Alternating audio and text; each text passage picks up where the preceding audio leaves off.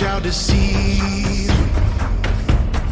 We have come into the night, thunder and rage in war a night. We have come into the night, thunder and rage in war a night. We'll fight for kings, for Ragnarok. Bring her up for Ragnarok, bring her up for Ragnarok, bring her up for Ragnarok. Welcome to Valhalla. Bring her up for Ragnarok, bring her up for Ragnarok, bring her up for Ragnarok. Welcome to Valhalla.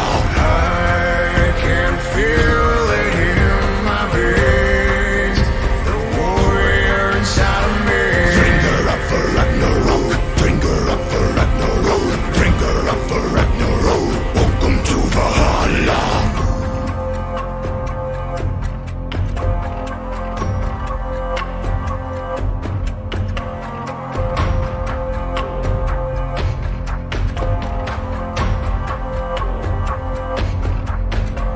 The sounds of arms, fierce morality. Nightfall, the rain, and the silence leads. We have come into the night, thunder rage and war a night. We have come into the night, thunder rage and war a night. We'll fight for kings, for Ragnarok. Sail war. Bring her up for Ragnarok, bring her up for Ragnarok, bring her up for Ragnarok. Welcome to Valhalla. Bring her up for Ragnarok, bring her up for Ragnarok, bring her up for Ragnarok. Welcome to Valhalla. I can feel it in my veins, the warrior inside of me. Bring her up for Ragnarok, bring her up for Ragnarok, bring her up for Ragnarok. Welcome to Valhalla.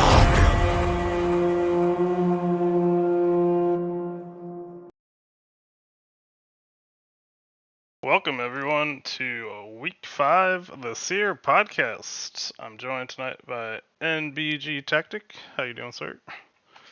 Doing well. Good to hear. Good to hear. We're gonna go over the week 4 games. We got 2 of them streamed by Monte Blanc and The Salt. So if you didn't catch those, definitely check them out. And we'll go over the games we didn't see, and we'll look at the games to come.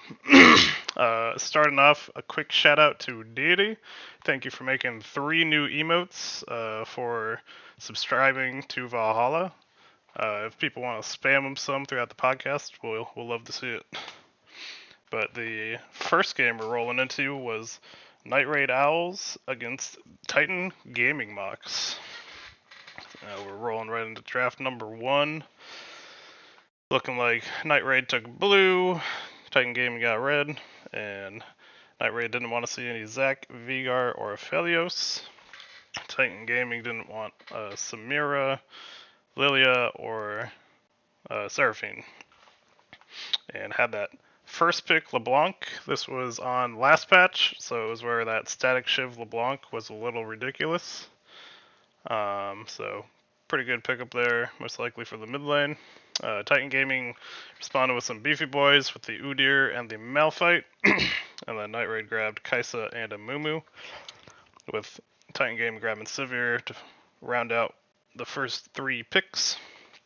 Then we took away Janna and Lulu, didn't want those safe shield supports from Titan Gaming, and Titan Gaming took out Shyvana and Belveth, taking those away from Kid Buu. Then we got the Karma pickup, followed by Aatrox and Jarvan, so getting the beef out on the side of Night Raid, and final pick of Aurelia. So, how we feeling about these drafts, Tactic? I'm assuming the Amumu ended up going support, and I feel like the Amumu didn't have a fun time in that lane because it's a Karma Sivir. Yeah. It's very not fun, but glad we got our mileage out of Static Shiv while we could. Got that double ranged into a melee support. Feels bad, but he's just kind of sitting there saying, I'm waiting for level 6, and then maybe I can just start off team fights for my team. I'm not huge on the mid matchups, but I feel like LeBlanc will have a fine time into Aurelia because she can dance around enough with the dashes. And the Static Shiv, as we said, kind of acted like a Lich Bane / Wave Clear for those mid mages who could build it, so was quite strong. But I do like a lot of engage for Titan Gaming. They have the go button of the Malphite, Seer to make the whole team run fast along with the Karma, and Udyr who wants to run at you and has a lot of extra move speed from those two champs. So I do like their team comp as well. And I think I would give them the edge here for this game 1 just because the Malphite go button is so strong. We'll jump into the score screen, see how it went.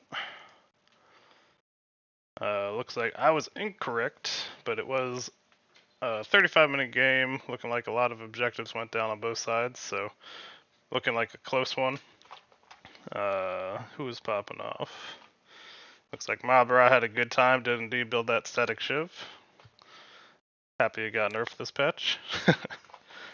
Unlucky Nithros didn't know about the Static Shiv tech. Right. Just gotta ask your mid laner. Still looks like he did pretty well though. Went 6-3 and 7. Got plenty of gold on himself. And looking like they were able to secure 2 Barons on their side, so that was definitely helping them close out this game 1. We'll roll it on into game number 2 draft. And look, it's Galio. This time, Night Raid was again on blue side, Titan Gaming was on red. Missing one of the picks, so we'll see that when we... Actually, that's probably what the Galio was for. So I'm assuming that blank pick was a Galio pick, but we'll see.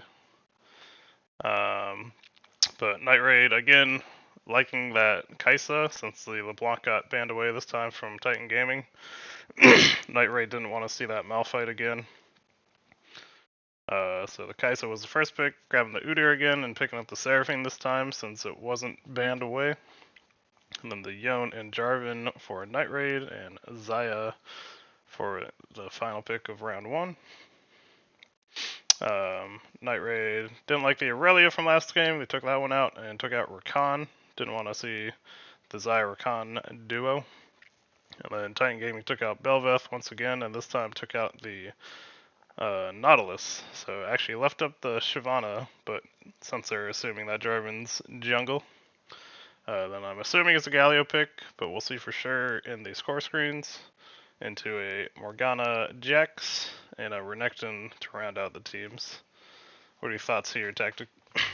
I'm sensing a theme with Night Raid's drafts of how many champions can we draft that can abuse Static Shiv?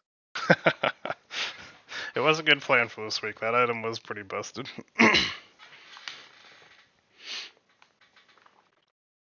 But overall, I like the scaling options that Night Raid has with the Kaisa Jax Yone, and has a really good team fight potential. It's harder to execute than last draft, but both teams have a pretty good draft plan. If it is a Galio in that empty spot, then it's very difficult for Night Raid Owls to run at Titan Gaming Mox. Yeah. Just because you got the Seraphine Zaya Galio threat. A lot of disengage / CC if you try to run at people. And the Udyr just creating that slow field as well. Like, Deity says buff Aatrox, and then Salt says nerf Aatrox. I like it. But yeah, let's see how this game went. We'll jump into the score screen. And this one was pulled off by Titan Gaming Max. It's like they had pretty even kills across the board. Vixper, Flimsy, and Arma all had 8 or 7 amongst themselves and pretty high farm. Looking like it was going a pretty heavy tank. Went that Chem Tech, which I haven't seen in a while, on the Udyr. Meanwhile, it looks like you were correct. The side of Night Raid was having a tough time getting through all that CC that Titan Gaming Mox had picked up. So now it's 1-1. We'll see how each team planned for draft number 3.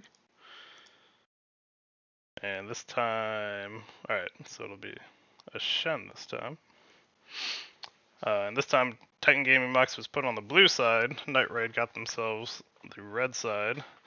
Have the Lilia, Seraphine, LeBlanc once again.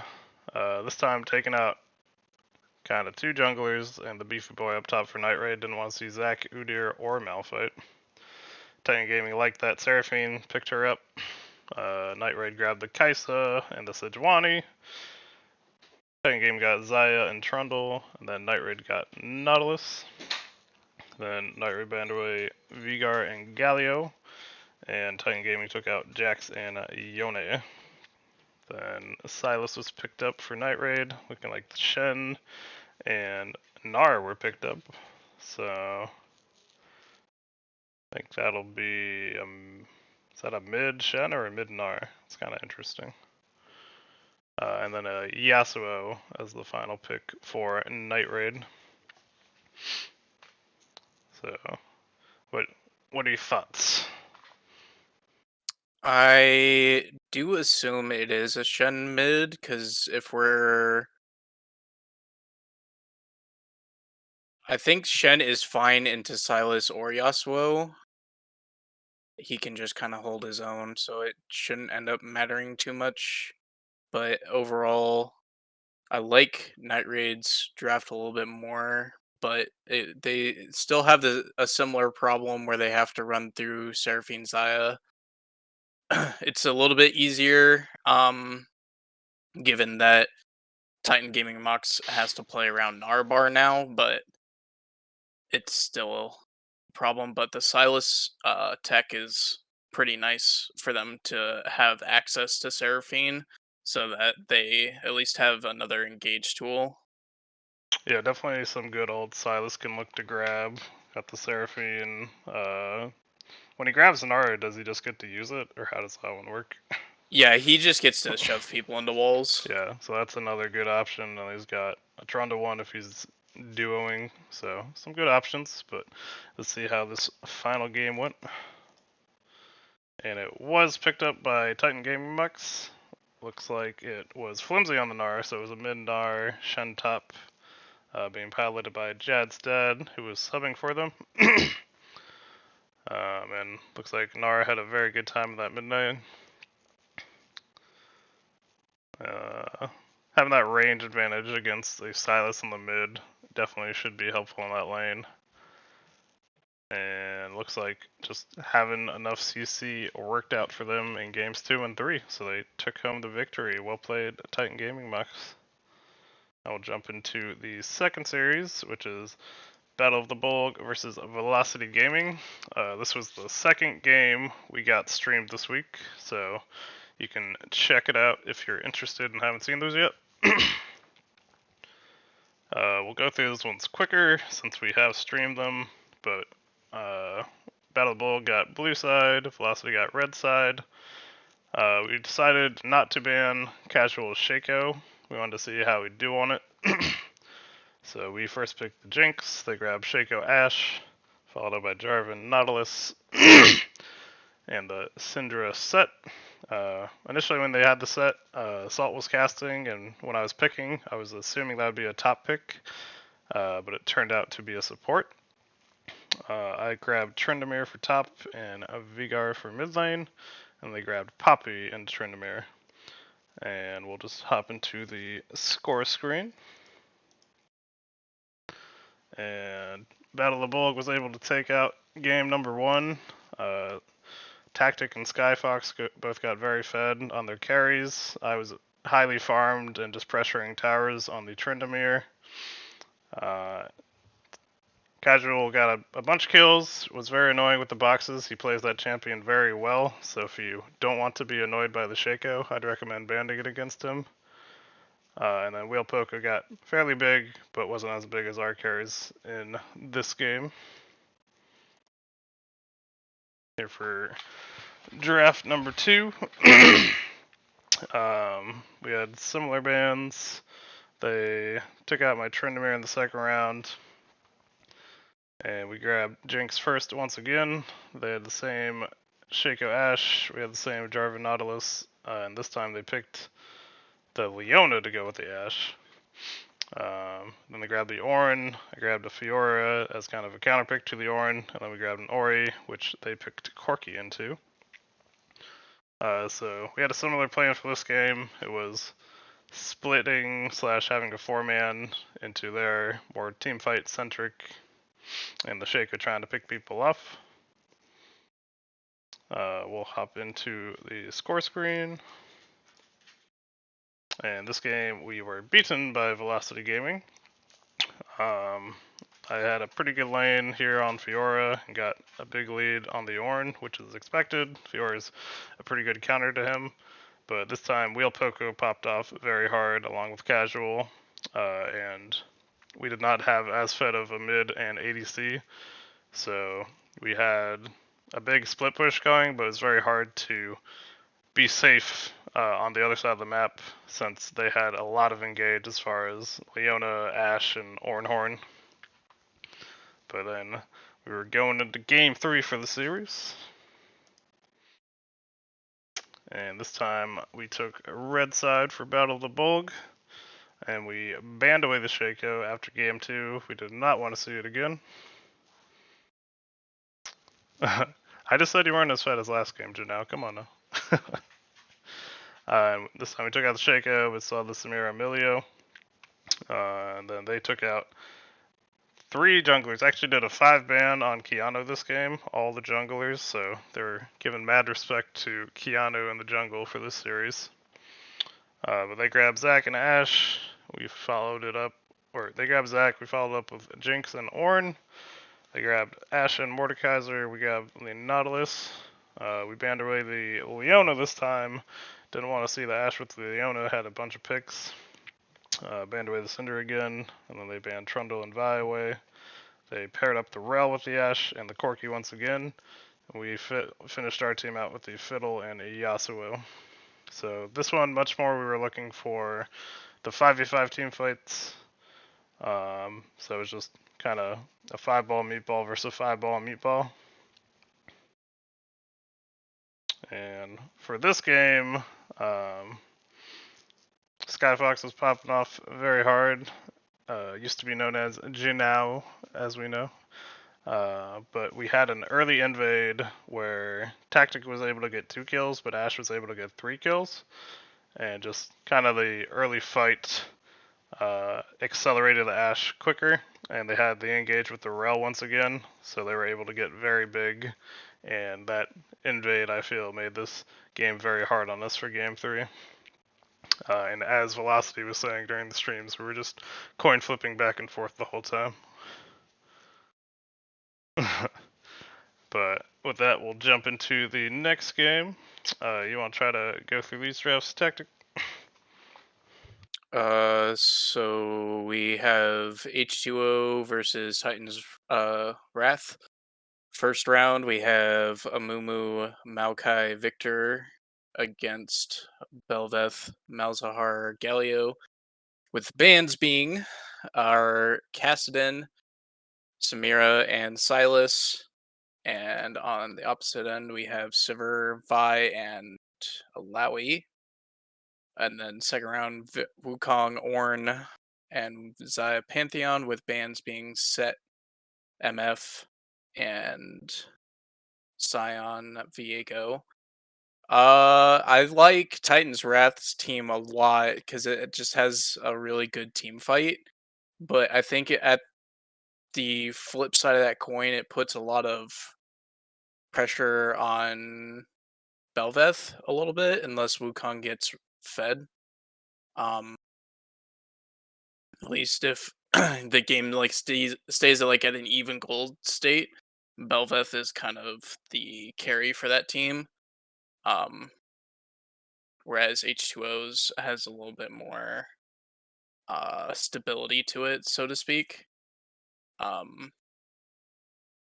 Both teams are drafted in a way to fight a lot, though. So it'll be interesting to see the score screen. Yeah, for sure. Titan draft going with the no traditional ADC in this draft. I'm trying to think exactly where everyone went. Like, who do you think was in the bot lane? Probably Malzahar, if I'm going to guess. Like a Mal's Probably Galio. Mal's Galio with a Wukong mid is probably what I'm assuming. Gotcha. Let's see what they ran with. And looking like H2O picking up that win. They all had teleport.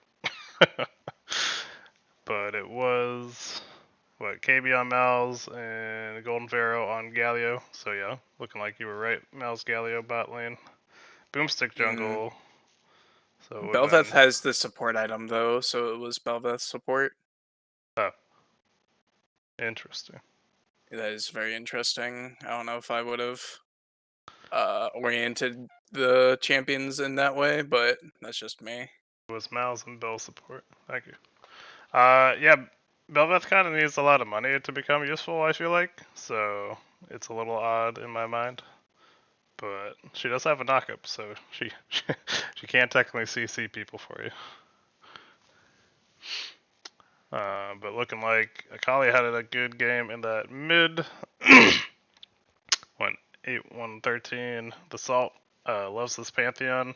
If he's on it, watch out for him. He plays it very well. And Modlock having a very good game on that Zaya. Very safe ADC, so he's able to have a good pop-off game on his return game to playing in the league. I'll jump into draft number 2.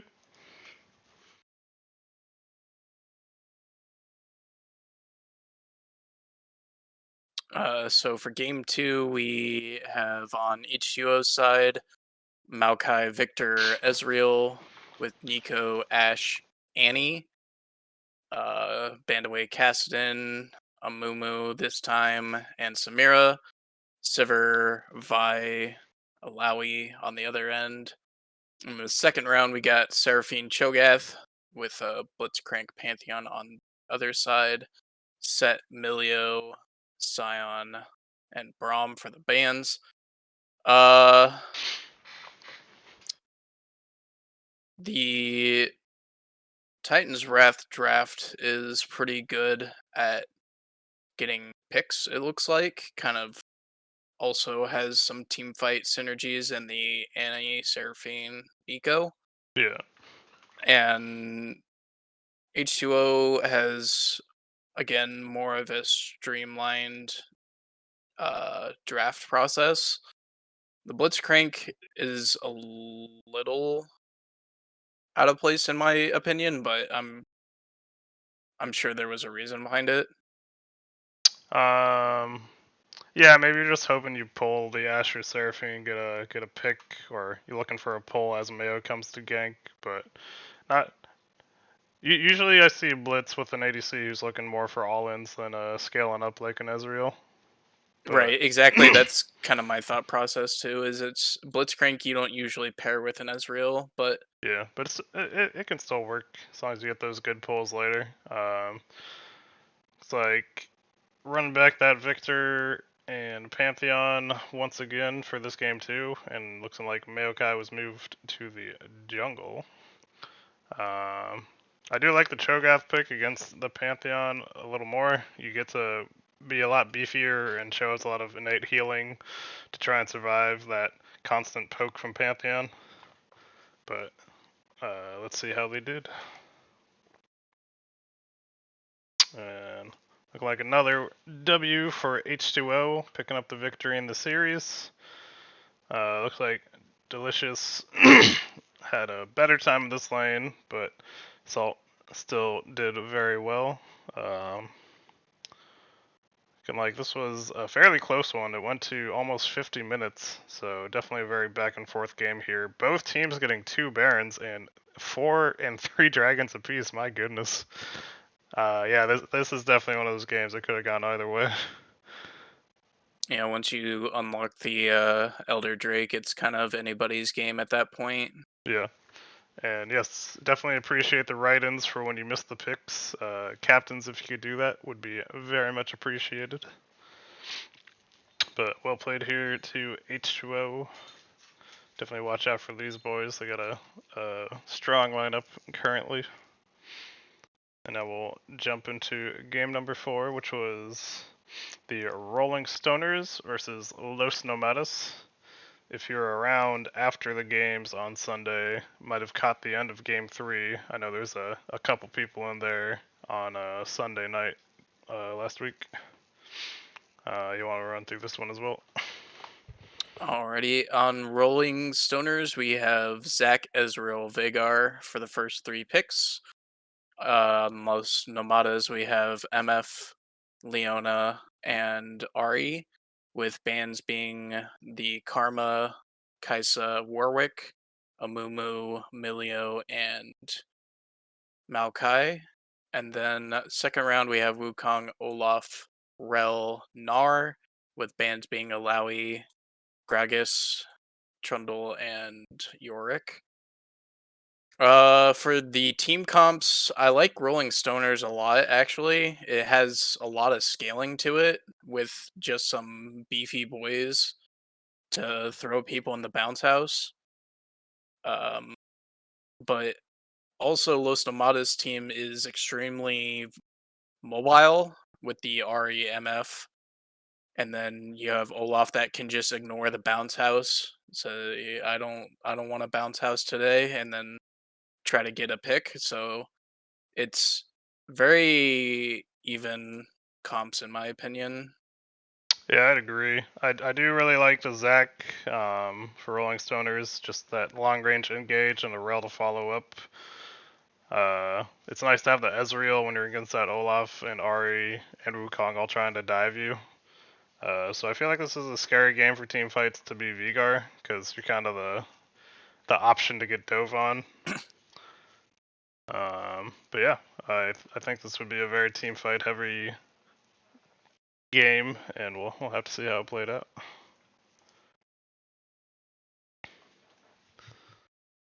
Looking like this one was picked up by the Rolling Stoners. They had the safety to stay away from the dive of Olaf, Wukong, and Ari.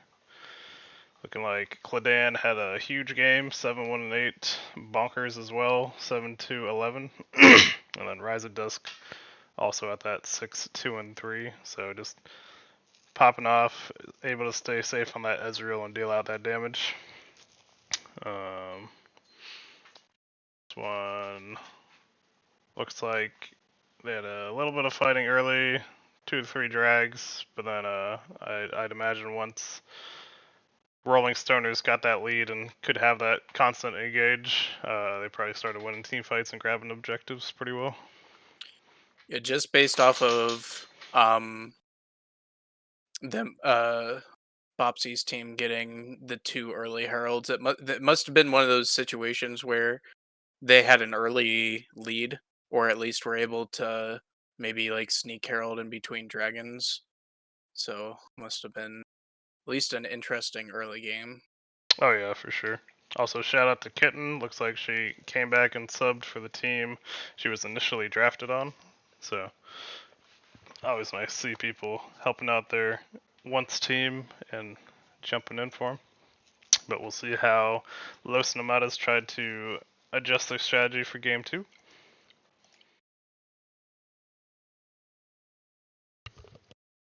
So it looks like we have Los Nomadas picked up Mumu, Jinx, Annie. Rolling Stoners picked up Ezreal, Rel, Vigar, banning away Milio, Maokai, Zac, Karma, Warwick, Kaisa. Second round, Jarvan and Mordekaiser, and Sejuani and Kennen, banning away Yorick, Trundle, Gragas, and Fiddlesticks. So it looks like they got tired of the bounce house. They didn't order that bounce house. They sent it back.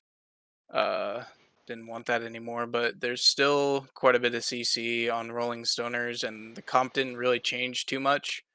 Los Nomadas looking like they had a very AP heavy kind of team fight.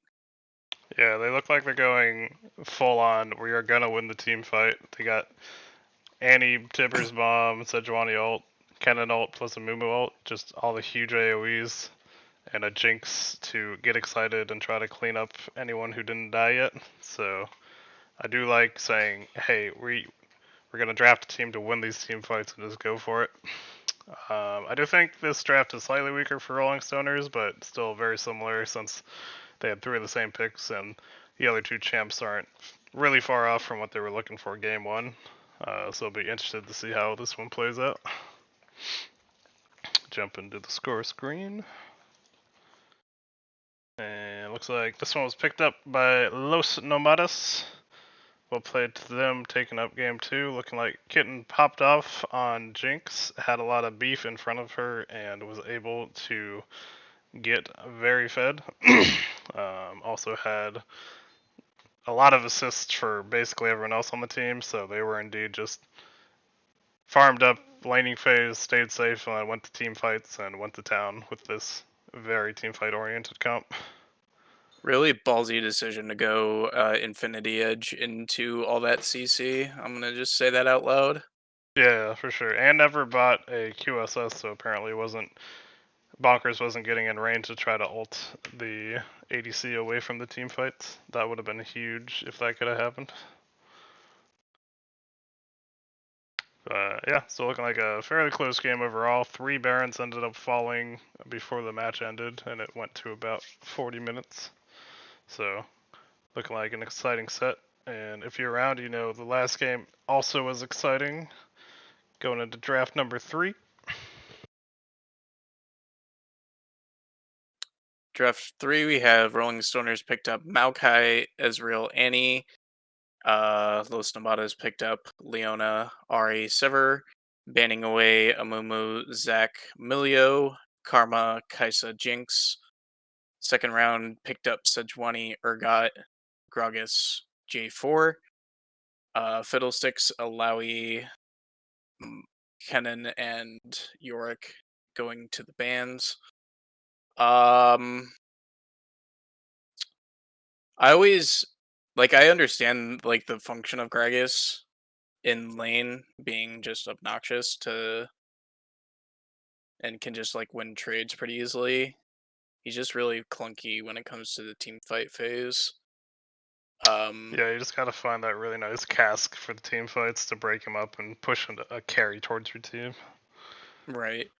I like Los Nomada's team a little bit more, but the Annie, Maokai, J4 are definitely threats for Los Nomadas as far as trying to even execute any kind of game plan. Yeah, looking like the Stoners took away a couple of the picks that Listomatis used in game number 2, banned the Kennen, took away the Annie. Said we're not going to let you go quite as hyper team fight focused. So for this one, I like having the Jarvan Annie Maokai. It's a lot of setup for your team fights. Gragas I know can be kind of clunky, but can still look for picks or just try and be dominant in the lane to have the presence. And we already saw that Ezreal had popped off on game number 1. For Los Nomados, they have some nice engage with the Leona Sejuani. I think Urgot does fine into Gragas, and then Ari obviously does fine into Annie. So I think this is kind of fairly even on the draft side, and it'll be good to see how this game turned out.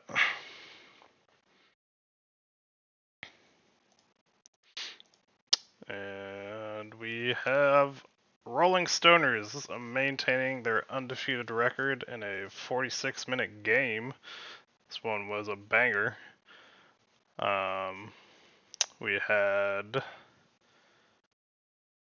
hyper farmed Annie, Gragas, and Jarvan as well. Oh, not even close to that Ezreal, however, with 360. My goodness. And then Kitten at almost 400 farm.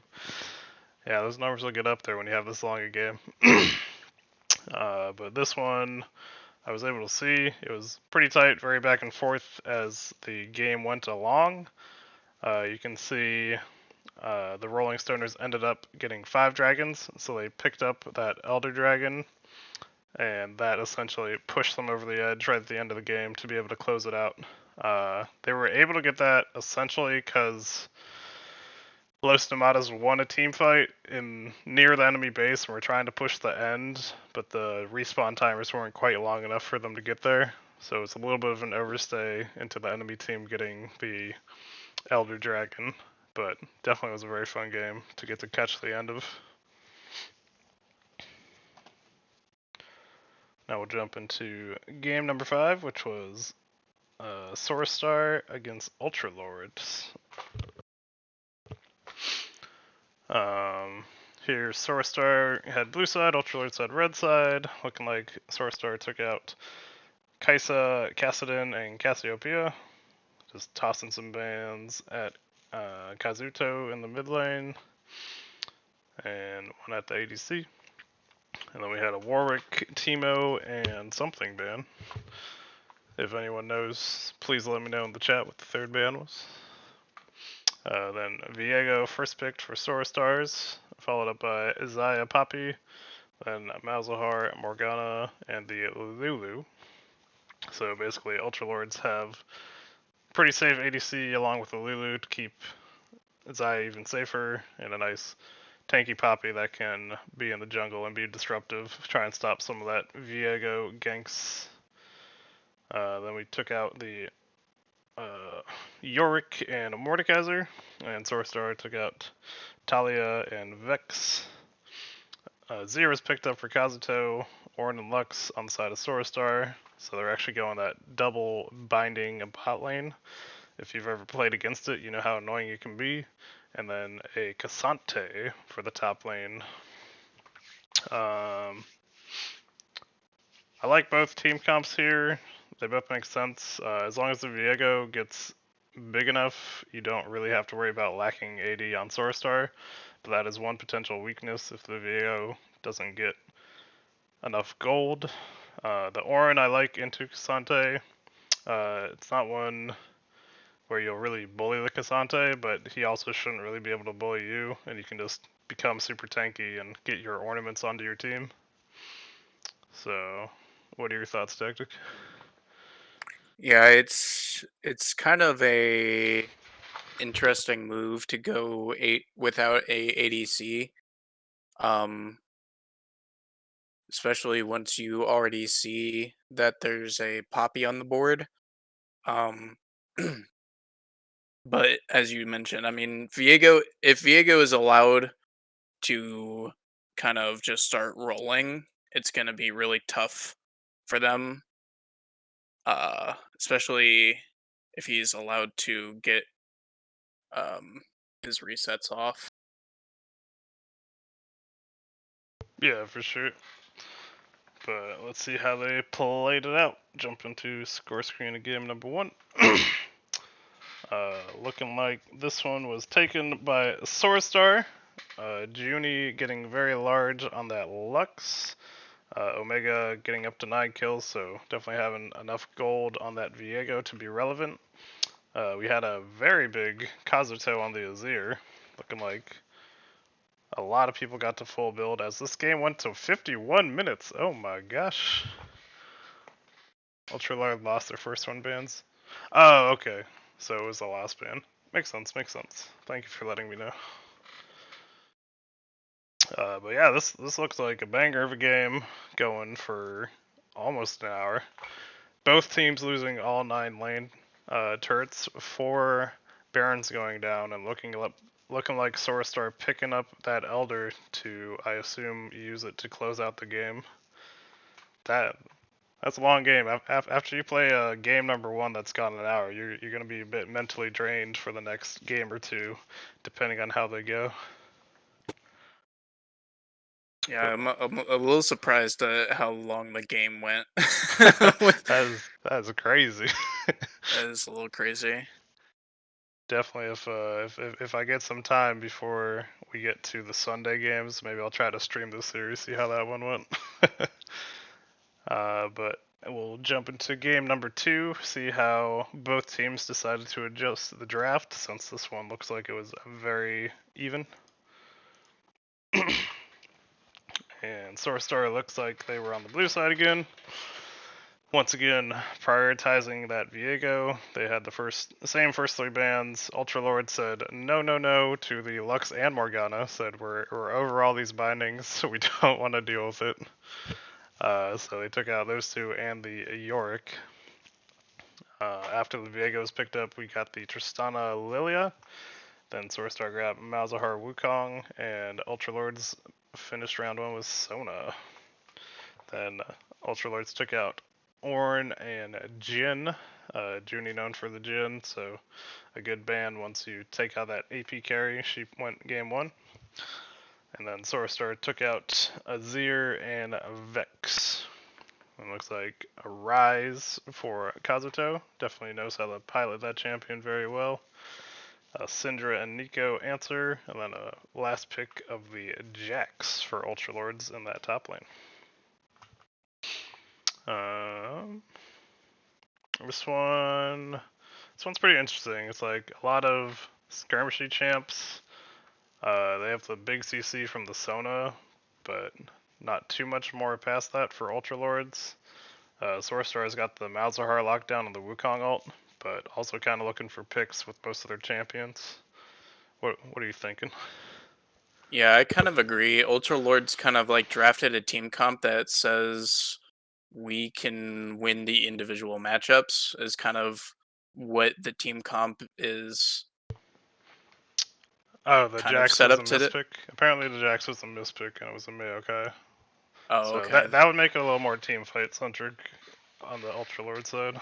Yeah, a little bit more. Even so, other than top lane, I'm assuming that's where the Maokai would have ended up. It's still very dual centric lanes. Yeah, yeah. And it looks like Soarstar decided that they needed an extra AD champion this time. And it's also looked like not another ADC game, which Yeah. honestly is not that bad this time because they don't have a true tank. Yeah, they have the Syndra AP carry again. Definitely one Junie likes to play as well. Syndra I like in the lane. It's a little hard against Triss because she has the jump, but if you can get a good stun and CC the enemy champ into your ult, you can get some free money there. And then for the Ultra Lords, yeah, I agree. They're looking to just kind of win the lane matchups, and then if they have that Sona Maokai, they have a little more setup for the team fights, I would feel. Yeah, if there's ever issues with your draft, if when you take the screenshot, you just write in the correct pick, that's very helpful. So think about that for the future, but we'll hop into the score screen. And looking like this one was picked up by the Ultra Lords. Kazuto, Zabel, and Zolmorin, all with 5 or 6 kills. Looking like they were kind of roaming and fighting together with similar score lines on each of them. Kazuto farming very well in this 25-minute game with 200 plus farm. And it looks like High Lord was doing well in that top lane. And Junie getting 5 kills as well, along with Livelight, who had 4 kills. But looks like the Viego got a little more shut down this time, which skews their damage. Still heavily AP, though they had the Wukong to help out this time. Looking like this one that they were correct in the lane to lane matchups. They were able to get ahead, get a bunch of towers, and it looks like they picked up a Baron and were able to end it. Any additional thoughts? I'm a little perplexed as I'll keep it to myself. Alright. Well, we'll see how Soarstar went into draft number 3 after this game number 2. And looks like they picked the red side for themselves. So, Ultralords took out the Lux and Morg again, and York. So, same bands as last. game, we took out the Kaisa, Kassadin, Cassiopeia, same 3. And they really like that Sona, so first picked the Sona. Star went back to the Mals and Wukong. And then the Ezreal Rise for Ultralord, and Alistar to grab the support. The bans were Lilia and Poppy, and then Viego and Hecarim for Ultralords. And the Misfortune was picked to pair with the Alistar. We got a Udyr Gragas for top jungle on Ultralords, and then a Fiora to try and fight into this Gragas pick. This one I feel like is pretty similar to the Game 2 draft of the Ultralords. Grabbing a bunch of similar champions and hoping they can just win out the lanes early. Star has a traditional ADC this time, a lockdown from Malzahar, a lot of CC from Ali, and then the Wukong ultimate to try to pair with the MF ultimate. And then Fiora's trying to just get farmed up, get big, and push those side lanes. Yeah, I like Star's comp a lot. It has a lot of synergy and trying to team fight for sure. I'm just the Sona pick is just kind of throwing me for a loop a little bit, but if that's what they like, that's what they like. Yeah, if you find a pick and it's working for you, no reason to break something if it's not broken. Right. But we'll hop into game number 3, see who pulled out this series.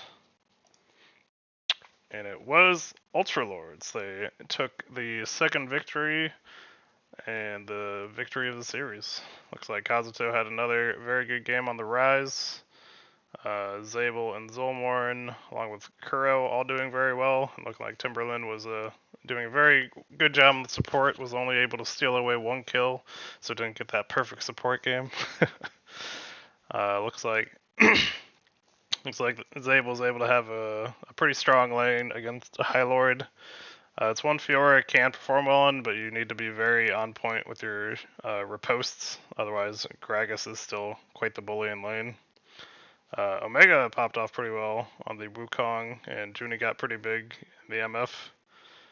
But looking like once again, the Ultralords were able to get ahead, get a bunch of towers, probably get that nice gold lead, roll it into a Baron, and close out this game.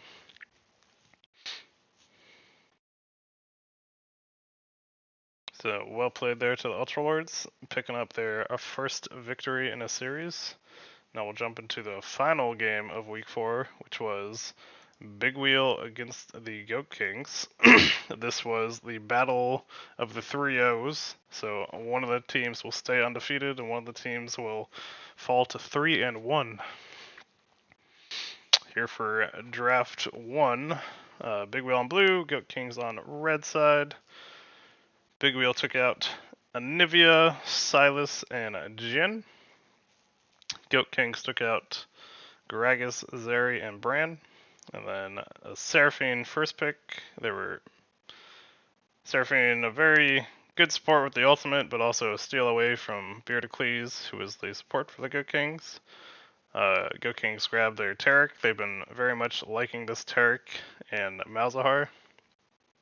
Malzahar, they have, what is it now, Goat Reaper? Yeah, they have Goat Reaper on their team, Envy the Reaper, McButter, whatever you know him as. He's changed his name a bunch, but very much likes the Malzahar pick.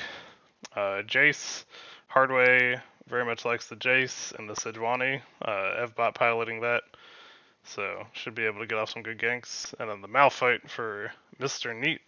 Definitely one of the couple of champs he's been liking to play this season.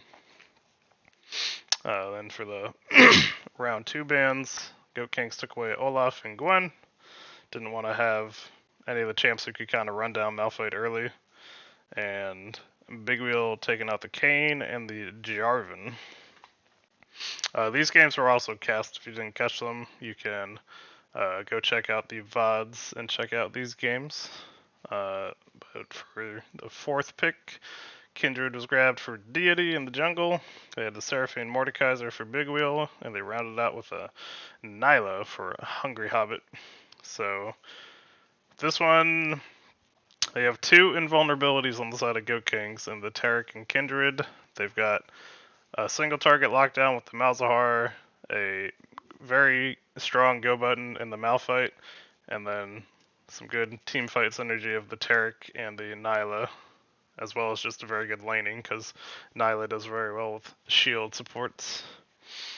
On the side of Big Wheel, I feel like Seraphine's a little bit of an odd pick to have with Samira, but I understand why they were grabbing that support early. I know Hardway really likes that Jace, so we'll see how he does in the mid lane. And then Sejuani's here for the team fights, and Mords is trying to pick off someone who's fed. But I think I like the Goat Kings draft better for this one. Yeah, I agree. Goat King's draft is a lot better. I'm a little surprised that Big Wheel didn't take something like Ash or Misfortune with the Seraphine. Just would have synergized a little bit better. But yeah, it could have been better, but we know last week Fluffy had some fun on that Samira, so he's definitely feeling himself. Might have just wanted to play it again, see if he couldn't pop off once again. But we'll jump to the score screen for game number 1. And it was picked up by the Goat Kings. 21 kills on Hungry Hobbit. 9-9 for Malzahar and Kindred. My mind went blank. I'm sorry. And then a ton of assists there for Neat and Beard. Looking like Avius was getting very big in that top lane, but as you see, there was a QSS on Deity and on Hobbit, so he couldn't really ult either of the ADCs out of the fight since they had paid the QSS tax. Evbot looking like he had a pretty good game as well. And Fluffy got 8 kills, but if you haven't seen the game, Hobbit just had a bunch of very hype plays at the end of the game and was trying to 1v5 his way to the eventual victory. But we'll see how Big Wheel adjusted the draft for game number 2. This time they had the red side, Goat Kings were on the blue side. Big Wheel banned away the Seraphine this time, took out the Nyla, and again banned the Anivia. Goat King said no to Gragas, because they're against Evbot, you don't want to give that man Gragas. Took away Zeri from Fluffy, and took out the Brand. Goat Kings went back to the Taric immediately. We're very much liking that pick from game 1. Big Wheel grabbed up the Samira and Janna. And Goat Kings grabbed Malzahar and Malphite once again. Basically saying we want to run back our comp. And then Big Wheel grabbed the Gwen before it could be banned away, so they're hoping to punish the Malphite with the Gwen scaling and AP damage. Then there were bans for Belveth and Kayn. Goat Kings took out the Jace and Annie. And then Arya's picked up for Big Wheel. Kindred and Lucian picked up for Goat Kings. So just had to switch their ADC since the one they used last game got banned away. And then a Wukong to round out Big Wheel for the jungle. And this one, basically Goat Kings ran it back again. They have Lucian instead of Nyla, but another strong short-ranged ADC. Have the double invulnerability once again, and the same 2 go buttons. So I like their comp once again. Big Wheels. I like the idea to have Gwen try to counter the Malphite, so we'll have to see how big Avius can get. The Arya, I think, does well into Malzahar, but Malz is still useful with the lockdown ultimate. And then, again, they have the Janna with the Samira, which, if you hit the tornadoes, can work, but they could have gone, like the Rel, they could have looked for the Nautilus, could have gone for a more engaging support for that bot lane. What are your thoughts, Tactic? Yeah, it's a little strange to be drafting a Enchanter support with Samira, just because Samira's wanting to go forward. Janna doesn't really help with that situation. But kind of can help keep spacing with the dash from Lucian and Tarek. But I agree that Goat King's draft is a little bit better still, even though that they kind of upgraded their draft a little bit more on Big Wheel. Right. And I remember in the cast they mentioned during the second round ban phase being surprised they didn't target the Kindred because the double invulnerability made team fights really awkward. But they did allow them to have both those champs once again. So we'll see how this game turned out. And it was picked up by the Goat Kings, so they are the ones who remain undefeated. They are 4-0 along with the Rolling Stoners, the last two undefeated teams. And looking like Deity got to pop off this game. Wasn't all the Hobbit show, though he still did well. And Goat King Neat playing very well. Didn't get bullied too much by the Gwen. Was down a lot of CS, but still had the team fight ultimate, which is all you really need on the Malphite if you're behind. And looks like this one was pretty cleanly played. It was only a 23-minute game, so looks like they got a lead, got a bunch of objectives, and shut this one out pretty quickly. Somebody needs to buy Neat a drink. He doesn't even finish an item in that 23-minute game, but man, I'm sure he was there and doing stuff, so somebody buy that man a drink. He had a lot of fantastic ultimates in this game. Definitely check out that series if you didn't watch it. I was petitioning him to change his name from Mr. Neat to Mr. Clean because he had so many clean ults. XD. But if we have any new people in here, again, if you have the Prime subs, you should check out the new emotes that Deity made for us. We've got 3 new ones. If you're interested and just want to help support the league, and you have $5 burning in your pocket or a Prime sub, please toss it our way. We'll love you for 30 days. And now we'll look at the matches coming up here for week number 5. We've got Velocity Gaming versus Titan Gaming Mux, Titan's Wrath versus Battle of the Bulge, H2O versus Night Raid Owls, Ultra Lords versus Rolling Stoners, Big Wheel versus Sorastar, and God Kings versus Los Nomadas. And I believe at least 2, if not more, of these games are rematches. I know Ultra Lords have played Rolling Stoners, so that's a rematch, and I believe God Kings have played Los Nomadas.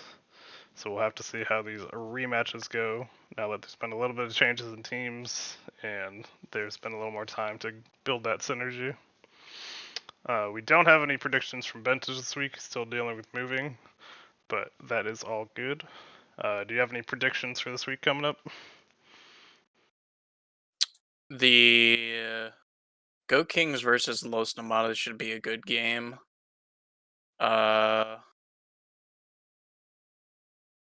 Trying to think. I think a lot of these games should be pretty good. I think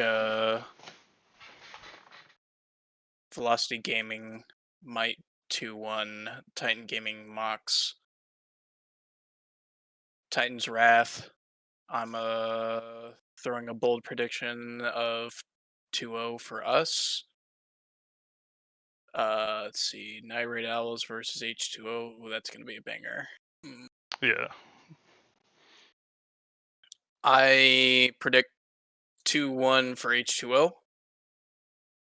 Ultra Lords versus Rolling Stoners, another banger.